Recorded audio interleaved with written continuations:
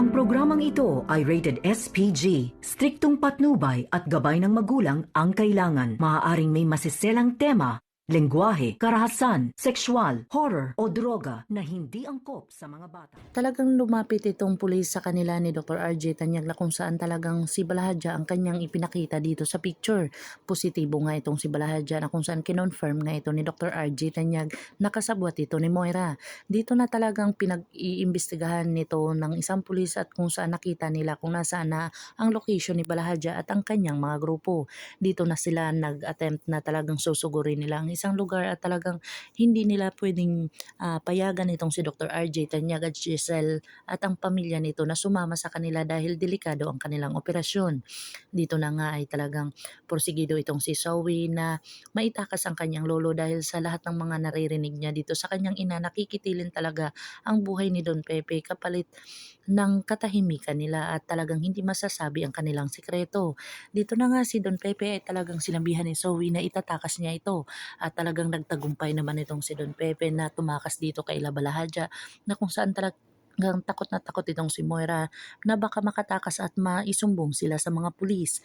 Dito na nga tinawagan niya ang kanyang anak na si Zoe at talagang nagsinungaling ito sa kanya pero may ginawa ngang anomalya itong si Don Pepe na kung saan ito ay nagdulot ng pagkasagutan nilang dalawa ni Zoe.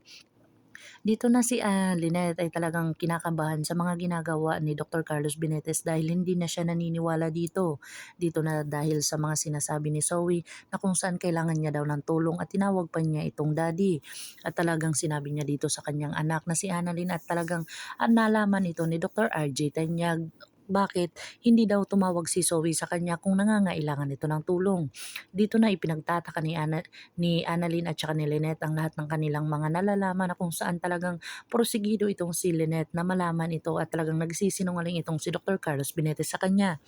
Dito na sinabi niya kay Chang Susan ang lahat ng mga palaisipin niya na kung saan nagtataka si Chang Susan at tama nga daw itong si Annalyn na hindi sila pumayag sana na maikasal dito kay Dr. Carlos Benitez itong si Lynette dahil may tinatago itong sekreto at talagang positibo itong si Annalyn dati na talagang ayaw niya sa ugali ni Dr. Carlos Benitez at negatibo siya dito. Dito na nga kaya matutuklasan ni Lynette ang buong katotohanan na si Zoe talaga ang dahilan kung bakit umalis itong si Dr. Carlos Benitez.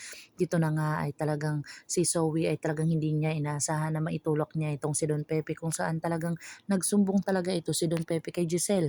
Pero ito namang si Giselle ay hindi niya narinig ang mga tawag at mga sinasabi ni Don Pepe at talagang nag-udyok ito na talagang porsigido itong maihulog sa pangpang ni Zoe itong si Don Pepe dahil sa mga ginagawa nito.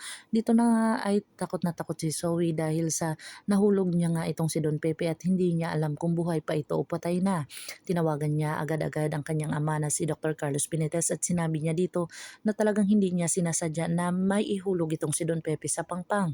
Dito na talaga kinakampihan na naman ni Carlos Benitez at kung saan tatlo na sila ang gumawa ng krimen na kung saan talagang sila ang magpamilya na kung saan gumawa sila ng mga dahilan kung bakit madidiin sila sa kaso. Dito na talagang porsigido itong si Lynette na malaman ang katotohanan.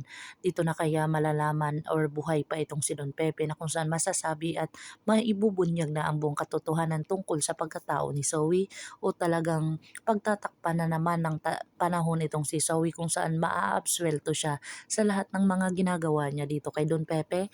Pakakaabangan natin ang mga susunod pa na episode na ito. Ang abot kami na pangarap. If you like my story, please like, share, and subscribe para ma-update po kayo sa mga susunod pa. Yun lamang po at maraming salamat.